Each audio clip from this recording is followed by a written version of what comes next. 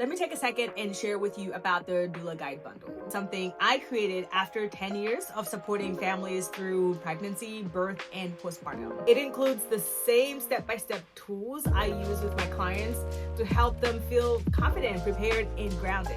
So you can grab the full bundle or get them individually down below. Yo, your birth is like crazy, right? Like you almost didn't make it to the hospital. Okay, there was a whole flood. Hurricane Ida. Oh my God. Our car was one of two that were not underwater.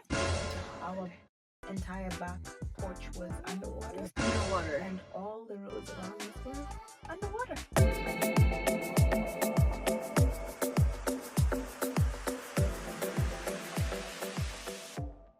Welcome to Positive Birth Corner. I am Marinisi, your host. This is where we are changing the narrative around birth. Welcome our first guest. Welcome aboard to Positive Birth Corner. Thank you. I am so glad you are here. This is happening. We've been dreaming about this day. Yeah. You called me before I got pregnant with my second child. This is true. To This tell me is we're true. recording. I said, listen. And then you told me we're going to wait for me to give birth to my second child to record the podcast. Exactly. I was prophesying what was going to happen. I said, we're having a baby number 2 because your birth was just absolutely incredible. But tell us about yourself. Yeah, sure. My name is Moraa. I'm from Nairobi. Born, raised Nairobi, Kenya. Moved here for grad school in 2014. And then after grad school, started working, and then took a nice long year of like self-discovery road trip. And on the way back, I stopped in Philadelphia to hang out with my family before moving on and figuring out what's next in my life. And then I met my husband. And then the pandemic happened. And so then we were locked down together and hang out a lot. Yep. And then I got pregnant. So And here we are. Hey, here you are.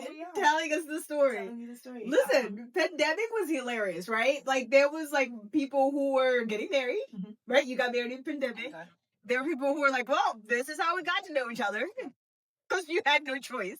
You were stuck together. We were stuck together 24/7. 24/7. And you're like, all right, let's have a baby. Did you plan it? Nope. Unplanned. This episode is brought to you by Coco Life. Coco Life is an amazing organization that is standing in the front line of Black maternal wellness. They support pregnant folks from pregnancy, postpartum, and compassion. For more information, please check cocolife.black.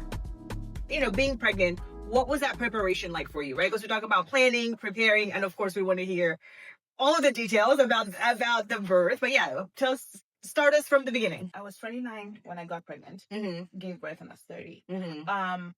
Again, I did not plan for this pregnancy, so unplanned. I say this because I did plan for my second. Once I got pregnant, it was like right after 2020 when the country was becoming aware that there's still racism in the country, and so yeah, it's like they thought it had disappeared. Yeah. So I was very aware that there was issues with Black maternal health, and so going into this pregnancy, I was very intentional in trying to find resources to help me navigate pregnancy as a Black woman and birth as a Black woman, because honestly, I was not trying to die. Right. I did not want to die. I wanted a group of people to support me that loved me or cared about me and were going to make sure that I was okay. First trimester and half of second trimester, I found a hospital that I was going to birth in, and then I found a provider, and I started going to the provider a lot, and I was not asking many questions because I was a little bit timid culturally. With the Africans. Yep. You're taught, do not question. Yep. Don't question. Don't talk. If the doctor is the expert, you don't know. You don't know much. So don't question them. So I went in with that mindset, and then I was like, well, I was still trying to figure out how can I ask these questions. What questions can I ask? I didn't know. So we decided to do a birth class. This birth class, Shameless Flag, Blossoming Bellies. Yes, Brittany. Yep. We love Brittany. Yes, it's amazing. So went to Blossoming Bellies, and it's there where I finally got the language to ask the right questions, how to navigate, the hospital and birthing in the hospital, how to have conversations with the provider. So that's when I got to understand all those things. Yeah. So she actually has a script where she's like, these are the questions that you can ask. This is how your partner can advocate for you. This is how you can advocate for yourself. So after that class, she also gave me a list of doulas, a list of midwives. So she basically gives you so much information. It's not a class to tell you, do not use an epidural, go unmedicated. It's more, here are all the facts. Here's all of Do it. with it whatever you feel like. Yeah. And you were able to go with Jordan as well, right? Yeah, I went with my husband, Jordan. We did all the classes together. Once she gave me all that information, now I go with my newfound information to my provider. I have a list. I'm like, all right, here's my list. And she's like, okay, I have questions. I never really had questions prior to, so I'm like, I have questions. And she's like, okay, let me hear them. And I was like, please tell me what your experience is with Black maternal health. And she immediately told me, she's a female white lady. And she immediately told me, I can refer you to a Black doctor if you'd like. And I was like, okay. Okay. And the thing that was kind of discouraging was I'd done research on her, and she had like maternal health background. She was pretty qualified, and I was like, she should at least be able to answer. Yeah. And I definitely want to pause for a second because I want to, like, just this aspect of, like, you had already done research on this OB. Like, you were not just like, okay, I'll go to whoever. Nope. You went and found out what the credentials were, right? Like, that's huge. That's a huge step in, like, really preparing. Like, who's going to be part of your birth team? And it's a shame that she did not answer you. She was like, I can refer you to a Black doctor. So she refers me to this Black doctor. And because now I was skeptical of whatever she was referring me to, I did more research on this doctor. Went on Google reviews, everything. Did not see any bad thing about him. Wow. And then he's actually the head of quality outcomes for the specific hospital. So I was like, all right, this guy should have, something for me. And it was kind of weird because I really wanted a female doctor, but I was like, I'm just gonna give this a chance. So you were open. I was open, yeah. So I go for my first appointment with him, and I have like maybe a list of 15 questions. It's one of those open-ended, like I need 5-10 minutes for each of these questions, right? Yes. So I go in with these questions, and this man answers each and every question in detail.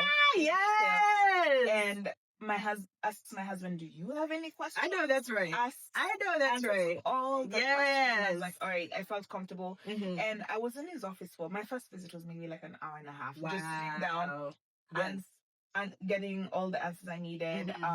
And the really cool thing is, like, when I was there, I didn't feel like the other patients. I felt like I was the only patient there. And that's huge, right? That's huge because you hear all the time, like, I have so many people who tell me, like, they feel very rushed, right? Like, you were in there for like 10-15 minutes, right? And then that's it. And then it's the next person. And you're like, I have questions.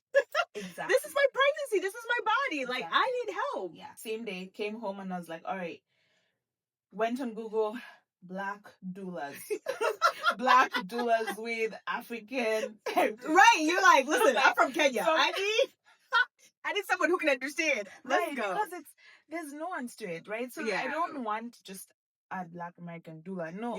Like, nothing against them. Right. But I just wanted somebody who I could be like, well, culturally, this is where I'm coming from. Like, this is how I operate and whatever. So had a list of doulas, and then I also cross-checked with the ones Brittany gave me. I was like, all right, let me start calling. I called about 5 doulas, interviewed everyone, had questions. That is amazing. That is dedication. 5 interviews. With my husband too. Oh my God. You were like, yes.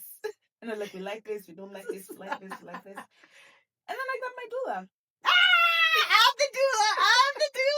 Listen, I told you I was so nervous at this interview. Again, it was pandemic, so we were on Zoom, right? I remember being nervous. I remember being really.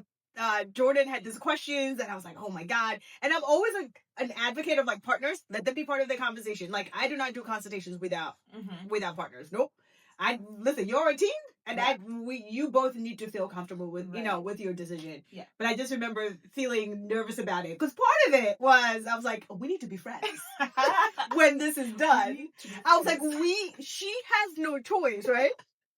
So I remember telling Drew about this too. Drew's like, yo, it does not work that way. You can't do that. I'm like, no, you don't understand. Don't understand. I literally say I became a doula to make friends. So of course I was like, okay, I'm gonna do this. I'm gonna support well so that like at the end when we're done. Like, do you want to go hiking? We did. After everything was done, I was like, okay, you're no longer a client. We can go hiking. Do you remember that hiking? I remember. Oh my God, with the baby. And I was like, I don't know if this is gonna work because it was cold that day. And we brought the whole family. Yep. My kids were doing. I said, I don't know more. This episode is brought to you by Everybody Advocacy. It is a platform for birth, equity, and reproductive justice advocacy. Its mission is to connect the public with organizations and individuals who provide educational programming, evidence-based care, and policy initiatives focused on bodily autonomy for everybody. For more information, check out everybodyadvocacy.org. The dogs, oh my God. So you get your doula. Yeah, I got my doula. And then I start like working on the birth plan. And so up until this point, I didn't know whether I wanted to do unmedicated birth. I didn't know how I wanted to birth. I didn't know what the options were. I just knew I didn't want to be on my back. I got my OB like maybe halfway through my second trimester, so like week 30, I think. So then I think I met you like week 32 or something like that. Yeah. So this is like later on. I have my birth plan. We walked through it together. And then you were like, all right, you discuss this with your OB as well. This is my team. These are the people I'm working with. And we have to be in sync. So went to my OB and I was like, hey, this is my birth plan. And he went through it. We talked about each line item. He was like, this is easy. This is, why do you want to do this? What's your thought process behind this? So he went through everything there. And the one thing there that he was like, why do you not want an IV line? I was like, I just don't. Why should I get it if I want to go unmedicated? And he was like, well, you should think about it because if there's an emergency, they're going to have to put an IV line in. And he's like, are your veins easy to get? And I was like, no, they're not easy to get.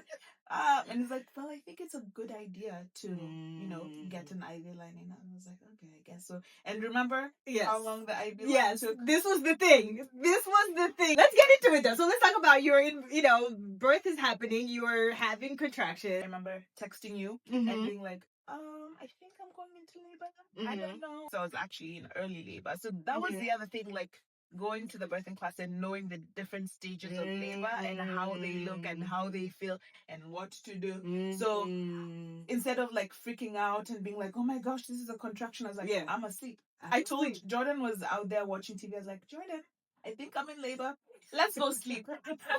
It wasn't raining. It was drizzling. So there was nothing. I remember that day. What was going on, it was the weekend of Made in America or something like that. Oh, so we had alternative routes to the hospital, but like didn't think that there was gonna be there was gonna be weather issues. Right. You woke up from your so this is how this happened.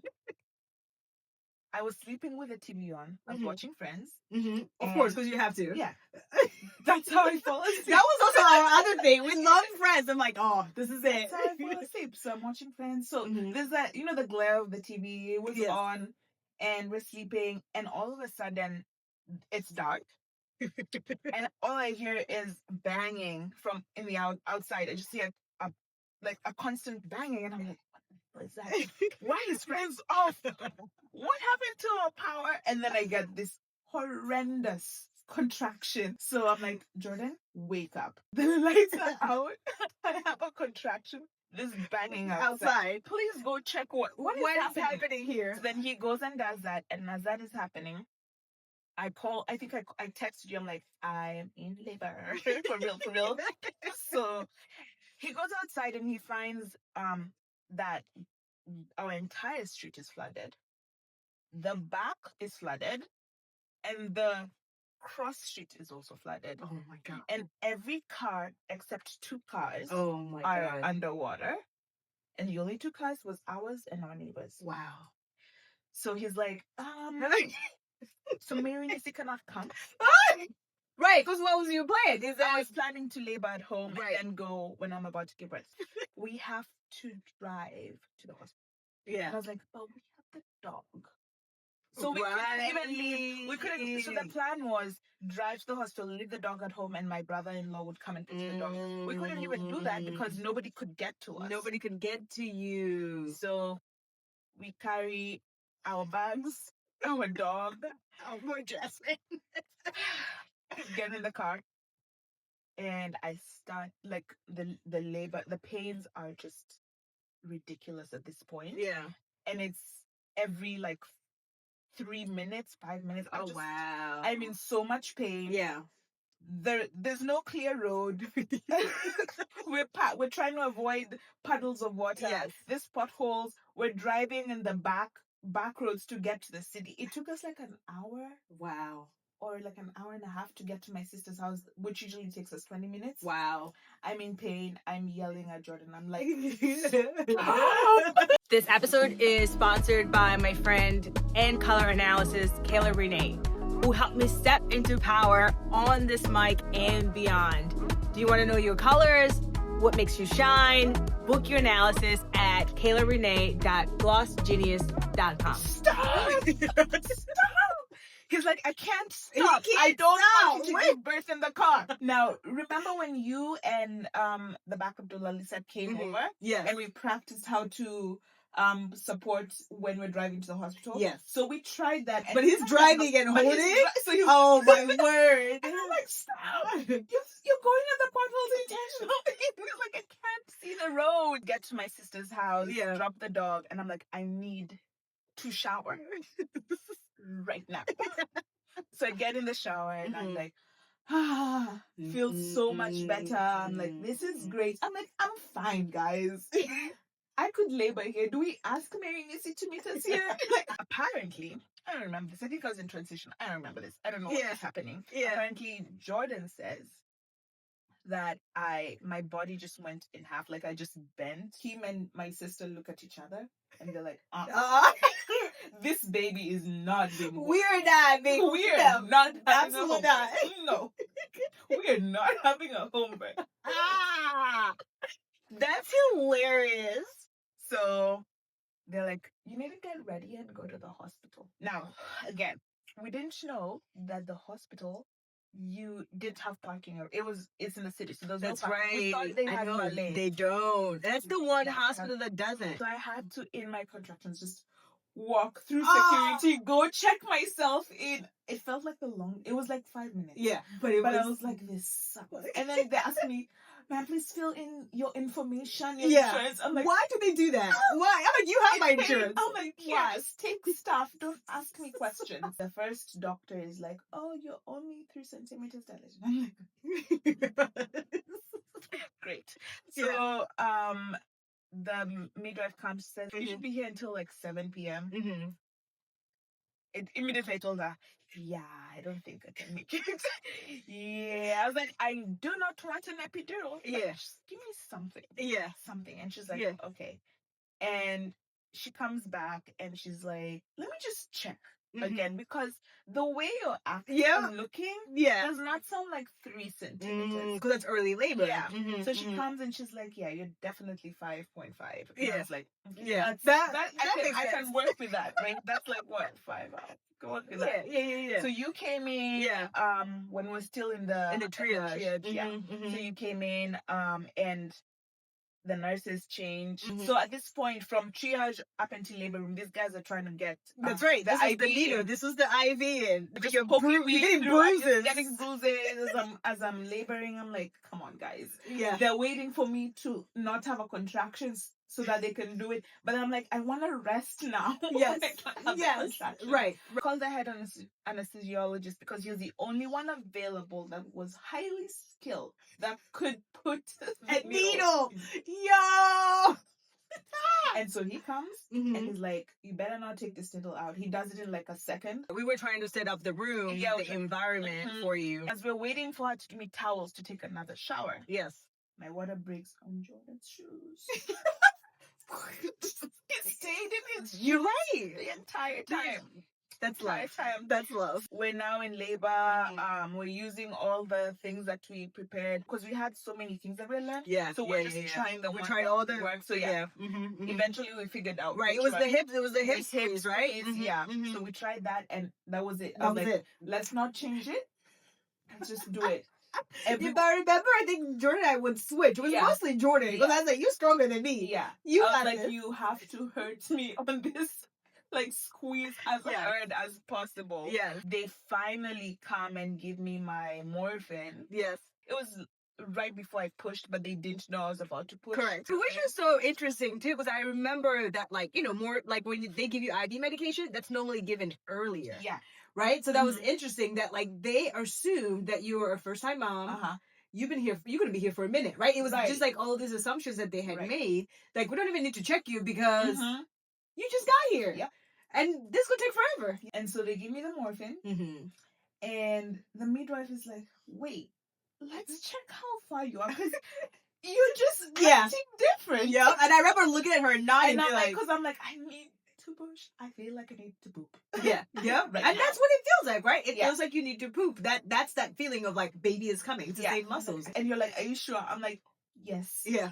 Yes. Right now. She's ready. We are at 10 centimeters. She's ready. I was like, well, excuse me then. Let me get on the bed. Let me bring this baby. It's time. So one thing that I guess reassured me is you said to me when we were having our chats before, obviously I went to sleep, that pushing feels like pooping, and actually pushing is so relieving. You had all this pressure and you're letting go, and it feels really good. So I went in, you like knowing that. Yes, I love that. That was one. Two, I was for like 1 minute, like, oh my gosh, they're gonna see me poop, and I was like, oh. Listen, but that is the biggest fear, right? I have so many people who are like, I don't want to poop in labor. I'm like, I need you to poop because that's how we know that you're doing it right. Yeah. But then I also labored completely naked, so that was the other thing. Yes, so yes. Whatever. I was the same way. They've already seen everything, so I was the same way. I'm like, take that close out of I me. don't want anything touching me. 100%. I think it's a space of like where you're like so in tune with what's going on with your body and you're trusting your body, right? I love when people do that because I'm like, oh, you're in, like you are engaged. Yeah, I think it's the primal aspect of us. Our bodies are amazing. Oh my god! I remember like feeling a poop come out. Yeah, I looked at George and I'm like, I'm so sorry, love. You did. And pooping, and he's like, you've been pooping. I was like, I guess okay, now we know. Yes, I guess we're fine. Yes, they had an issue with they couldn't hear the heartbeat. Yeah. And they kept on saying, oh, we need to monitor, we need to keep on monitoring. Yeah. And I remember you telling them, well, the baby is moving down the birth canal. Yeah. The heartbeat is gonna keep changing. Yes. Like it's not gonna be where you felt you heard it's not gonna be up here. Baby's exactly. coming down. Exactly. So I remember them like being a little bit worried about that. I remember them, especially the nurse was like, it was definitely uncomfortable and wanted you to move from your hands and knees to another position that worked for her. Right. And the midwife was just like, no, she's listening. Nope, she's listening to her body. Leave her alone. She's listening to her body. And I remember them doing the cervical check when I was on my fours, one of the doctors, and they couldn't figure it out. And she was like, she's flipped, so you do it the other way. Yo, this midwife was dope. At what point she got the monitor from the nurse, because they check you continuously when you're birthing. She did some. She was like squatting and kind of like did this thing. She's like, "You keep doing what you're doing. We got this." And the nurse was like, "Oh, that's right, because we are gonna let you lead the way." So that was really good. And then like just hearing, I think that it's so important that I could hear in my moment, like in some moments I could hear the midwife say, she's doing well. Yep. She's listening to her body. 100%. I don't need to tell her anything. She's fine. So that kind of gave me some confidence. I was like, oh, okay. Yeah. Good. Like she doesn't need anyone to coach her. I know people wanted to like count. She doesn't need anything. Don't tell her when to push. She's listening to her body. So that was very reassuring. Yeah. And I think gave me a lot of confidence in the moment. Yes. And then baby came. Baby came. On your hands and knees. Yeah, on my hands and knees. Oh, in the hospital. Baby came. Yeah. Listen. Chills. I get chills. Yes, I was there, but I still get chills. Another thing of like having a doula and my partner there and the midwife there, they had put the probe on her head because they said that her heart rate had gone down. Yeah. So they were worried. So when she started crowning, they put the probe on her head. And so when she came out and she did the twist, yes. the probe got stuck around her neck. And the nurse was trying to preserve the equipment. She was like, just cut it! Cut it! What are we doing here? Because, and it was just like this, right? When baby's being born, I'm just like, what are we doing? Right. And I try not to yell in labor room because I don't want to get kicked out because I'm like, I need you to leave. Right? But it was this moment of like, yeah, they're like, what do we do? Just cut it. I didn't know any of this. None of this. I was like, is she out? I didn't know any of this. Like how that was like a moment where I think Jordan is just like still mad that they were trying to save the probe, which rightfully so. But like just having this there being like, why are we debating on what on how to untangle it? For what? Cut that thing. They probably charged me for it. They probably did. It's so helpful to hear stories, right? Like yours of, of where like you pivot, right? There's flexibility. There's really choosing what it is that you want, what you need, right? I love how you were like, I did not fully know what I wanted yet, right? Until later on. Just switch providers. Like people don't transfer. We talk about it all the time. People they're like, oh dang, it's been 30 weeks. I guess I'm just gonna be with this person. It's like, no, you can switch. What did you say? You said Brittany told you can switch to when? Like till 37, 38, like until you give like the day before you can always switch, right? Because it's so important that you have like the right birth team, because that matters more than anything. I read a quote. Somebody said your birth team matters than your birth plan. Yeah. Right? I was like, that's true. What's interesting is I was nervous that my OBGYN would not be at my birth because, that's how it works. The rotations. Yeah. But he was at the hospital. He was doing a C-section. And he told us, immediately you're headed to the hospital, text me. And we texted him and he, for sure, came and checked on us. He was like, I didn't think it would happen that fast. Yep. Because he came like at 10:30 and he's like, what? Why? Why is the baby here? Yep. I remember that. I recommend him all the time, especially when people are birthing in the hospital, because I'm just like, he's absolutely incredible. Yeah. And does like really beautiful work. Yeah. I love that so much. Tell us a little bit about like postpartum. When we met, you're like, you have to have a postpartum plan. Yes. I was like, my mom is coming. You're like, great, good story. But you have to have a postpartum plan. So I sat down and like I wrote a plan. So something weird about me is like when something is going on in my life, me and notes like this. We're close. Yes, I love it. At night, I'm just there when I can't sleep. I'm like, all right, Jordan, this is what you need to do. Yeah. Okay. Even like for my birth, I was like, these are the people we need to call, and in this order. I love it. When I go into labor, mom. When baby is born, mom, sisters, friends. Yes. In this order, these are the people who need to know. So postpartum, I did the same thing. I was like, all right, this is who's coming this week, next week. Like I had a list of the food we were eating, what the chores in the house were, who's doing what, who's walking the dog, who's making dinner, who's making breakfast. I just didn't want any decision making. Yeah. In postpartum, especially early postpartum, I was like, let me take care of all that. If you guys have questions, ask me. So I gave everybody a printed copy. Yeah, my mom-in-law was like, that's right. Here. Yeah. Do you have questions? Concerns? Is the menu working? Is the menu working for you? Can we make this? I love it. And so everybody was on board. So there was no questions. People just came in, stepped in, did whatever they needed to do. And you were chilling. I love it, right? Because I think we talk about birth so much, we do all this prep and we forget postpartum, right? And this is part of like, I gave you guys the template too that I created. It's bigger. Now it's a whole booklet, which you have access to purchase, by the way. It's like thick. Because we have to plan for postpartum, right? I think the beauty of having positive birth experiences is that like it carries you over to postpartum. You get to have this bonding with your child and with your family, right? Like it's this beautiful thing. And when you don't plan for postpartum, it really messes up that, Yeah. that journey for you. Is postpartum going to be perfect? No, No. right? There's all of these things that happen, but the things that you can plan ahead of time, right? Like Yeah. the food. I always tell people food, find a third person, right? They go, oh, I've heard people who are like, I'm going to do shifts.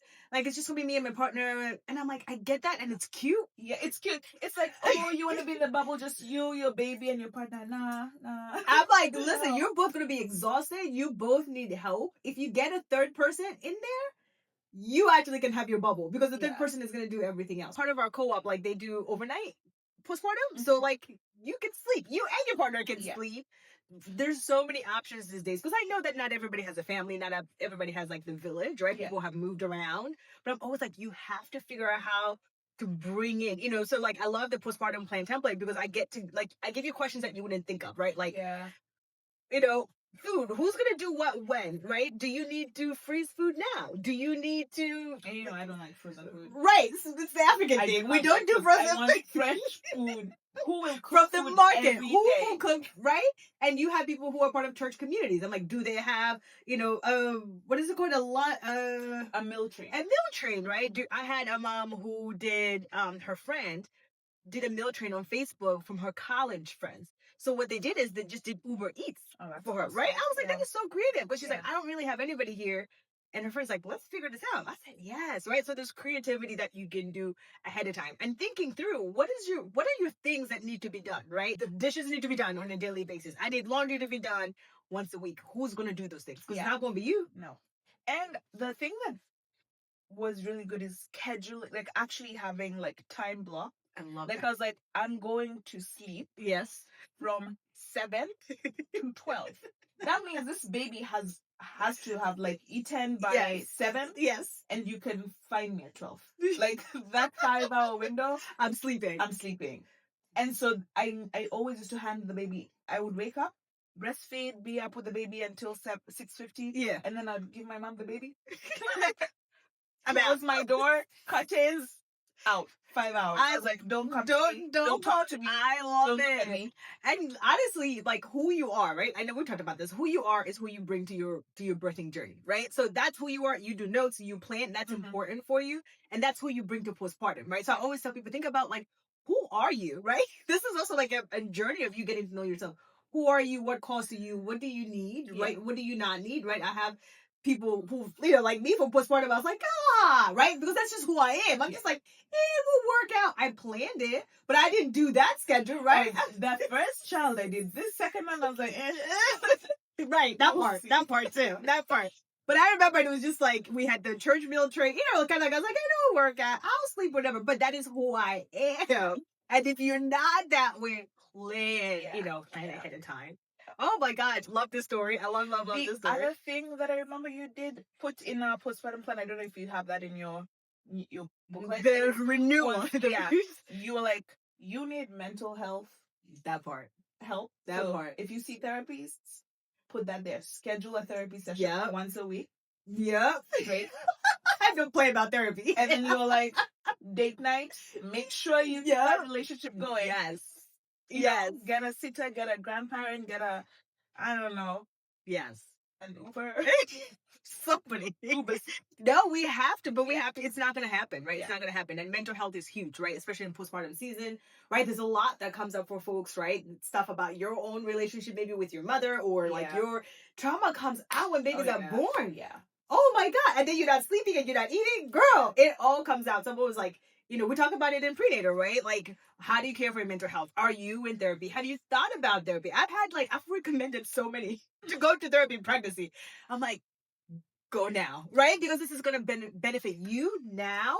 It's going to benefit you after, and and so much more, so much more. I love it. I think I want to hear, like, what does positive birth mean to you? And then, like, what's like an affirmation or advice you have for someone listening right now? Yeah. So positive birth to me means having the birth that I wanted. And it didn't really mean unmedicated, which is what when I have conversations about my births, I'm like, I did it unmedicated, but that doesn't mean that is what made it a positive birth, right? I wanted to do it unmedicated, but it just means being able to do what I wanted to do in my birth, feeling safe, having the right team support me, and just being able to be vulnerable, because I don't think that I think you have to be vulnerable and have to let go to be able to be in the space to give birth. Because if you don't, you're not going to go into labor. Yes, you have to allow your body to actually do what it knows how to do. Right. You can't, Right.